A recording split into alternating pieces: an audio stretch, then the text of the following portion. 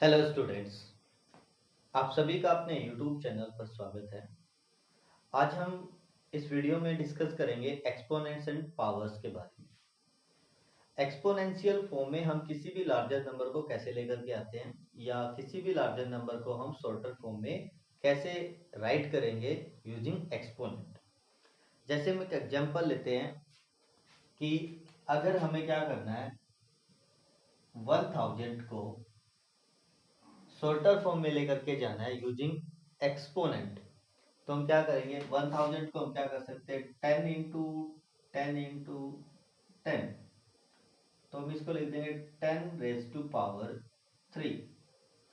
अब यहाँ पे जो 10 बना उसको हम बोल देंगे बेस, और जो 3 है वो हो जाएगा एक्सपोनेंट। ठीक है, किसी भी लार्जर नंबर को जब हम शॉर्टर फॉर्म में लेकर के जाते हैं यूजिंग एक्सपोनेंट तो वो एक्सपोनेंशियल फॉर्म बन जाती है। ठीक है, एक्सपोनेंशियल फॉर्म। अब जैसे आपको क्या करना है, 16 को अरेंज करना है, तो 2 इंटू 2 इंटू 2 इंटू 2, 2 जा 4, 4 जा 8, 8 जा 16, तो हम इसको लिख देंगे 2⁻⁴। 4 क्या हो जाएगा, एक्सपोनेंट, और 2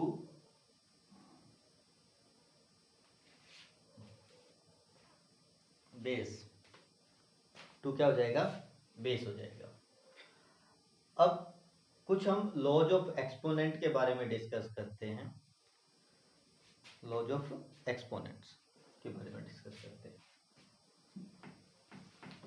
जैसे आपके पास कोई भी दो एक्सपोनेंशियल फॉर्म गिवन है, जैसे हमारे पास क्या गिवन है, एक है a⁻m इंटू में a⁻n, तो हम उसको क्या लिख देंगे, लॉज ऑफ एक्सपोनेंट के बारे में डिस्कस करेंगे।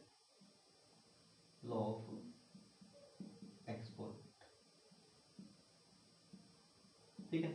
तो पहला क्या होगा, a⁻m इंटू में a⁻n, तो हम उसको लिख देंगे am+n, मीन्स हम पावर को, एक्सपोनेंट को ऐड कर देंगे। ठीक है।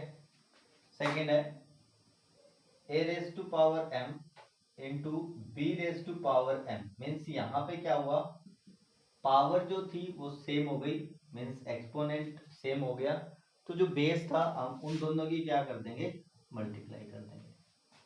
नेक्स्ट है a⁻m डिवाइड में a⁻n, ये दूसरी फॉर्म में कैसे लिखा मिल सकता है, a⁻m बाई में a⁻n, तो हम उसको क्या लिखेंगे, a⁻m-n। क्लियर। इसके बाद क्या होगा, a⁻m बाई में b⁻m, तो हम लिख देंगे a/b⁻m। अब यहाँ पे एक एग्जांपल लेकर के चलते हैं। अब पहले वाला जो हमारा एक्सपोनेंट वाला रूल था, यहाँ पे आपको मिला 2⁻³ इंटू में 2⁻5, तो यहाँ पे क्या हो जाएगा, 2⁻³ + 5 डिरेक्ट 2⁻8। सेकेंड, इसके लिए क्या एग्जांपल लेंगे, 3⁻² इंटू में 4⁻5⁻²। अब यहाँ पे पावर जो एक्सपोनेंट था वो सेम हो गया 2, एंड 3 और 5 की क्या कर देंगे, मल्टीप्लाई, सो 5 3 जा 15⁻² हो गया। क्लियर। अगला डिवाइड वाला केस लेते हैं, इसका एग्जांपल क्या हो जाएगा, 5⁻³ बाई में 5⁻², सो 5⁻³ - 2, सो 5⁻1।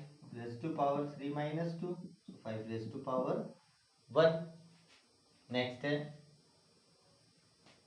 7⁻³ बाई में 11⁻³, सो 7/11⁻³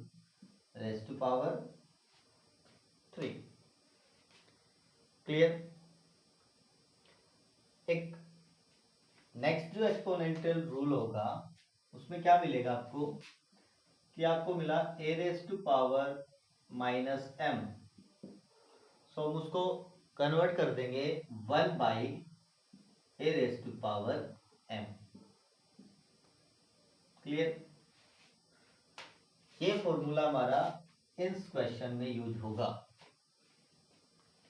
क्योंकि हमारी क्लास 8 से एक्सरसाइज 12.1 से क्वेश्चन नंबर फर्स्ट। अब जो क्लास 8 में जब हम कुछ न्यू रूल लेकर के आएंगे, न्यू लॉज के बारे में जानेंगे, तो उससे पहले 7th क्लास में भी हमने कुछ लॉज के बारे में जाना था जो हमने यहाँ पे डिस्कस किए अभी अभी। एक हमारा एक्सपोनेंशियल रूल था a raise to power 0, then we write is equal to 1, a raised to power 0 is equal to 1। मतलब किसी भी नॉन नेगेटिव नंबर्स की अगर पावर 0 होगी तो हम उसको क्या लिख देंगे? 1 लिख देंगे। उसके बाद एक और एक्सपोनेंशियल रूल है a raised to power m raised to power n, तो क्या हो जाएगा a raised to power mn। For example कि 2 raise to power 3 raise to power 5, so हम क्या करेंगे? पावर की पावर से multiply, 2 raise to power 15, 2 raise to power 15। Clear? So अभी देखते हैं हम क्वेश्चन नंबर फर्स्ट के ऑल पार्ट्स, सभी पार्ट्स करेंगे।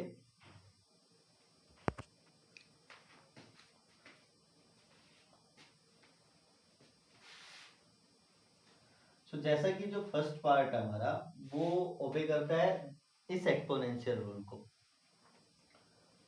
हमें वैल्यू एवेलुएट करनी है, हमें सिंपल इसको सोल्व करना है। पावर वाली जो एक्सपोनेंशियल जो फॉर्म है उसको इवेलुएट मीन्स हमें जो पावर जो गिवन है उसको निगलेक्ट कर देना है, खत्म कर देना है और हमें स्टैंडर्ड फॉर्म में आंसर निकालना है। तो फर्स्ट पार्ट है 3 रेज टू पावर माइनस 2। अब यहाँ पे 3 रेज टू पावर माइनस 2 है तो हम उसको लिख देंगे 1 by 3 raise to power 2, because a raised to power minus m is equal to 1 by a raised to power m। अब 3 raised to power 2 means 1 by 3 into 3, so 1 by 9। so यहाँ पे हमारा फर्स्ट पार्ट का जो answer आ जाता है वो आ जाता है 1 by 9। सेकेंड पार्ट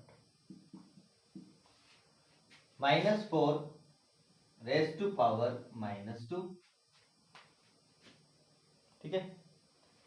तो यहाँ पे एक तो डायरेक्ट हम क्या कर सकते हैं कि 1 by -4 raise to power 2, because a raise to power minus m is equal to 1 by a raise to power m। तो यहाँ पे क्या हो जाएगा हमारा -4 इंटू -4, सो 16, 1 बाई 16 आ जाएगा बिकॉज नेगेटिव साइन 2 टाइम्स आया। लेकिन हम यहाँ पे ये वाली प्रॉपर्टी भी यूज कर सकते हैं, एक तो ये होती है, लेकिन हम यहाँ से क्या करते हैं, अगर -4 को वैसे लिखते हैं -1 into 4 raise to power -2, a into B हो गया। अब -1 रेज टू पावर -2 इंटू में 4 रेज टू पावर -2। अब जो -2 है वो डिवाइड में जाएगा, ठीक है। कितने टाइम्स होगा? 2 टाइम्स होगा। तो यहाँ पे तो ये बन जाएगा प्लस का 1 बाई -1 इंटू -1, तो ये तो हो गया प्लस का, इंटू में 1 by 4 into 4, so then we get 1 by 16। तो हम यहाँ पे क्या करते हैं, डायरेक्ट ही आंसर करते हैं। आंसर हमारा सेम ही आएगा, कोई चेंज नहीं आएगा इसमें, कि हमारा जो एक्सपोनेंट जो बेस होगा वो नेगेटिव होगा, नेगेटिव इंटीजर होगा या पॉजिटिव इंटीजर होगा। तो यहाँ पे हम -4 रेज टू पावर 2 हो गया, सो 1 by -4 into -4, so 1 by 16। Clear? Third part देखते हैं।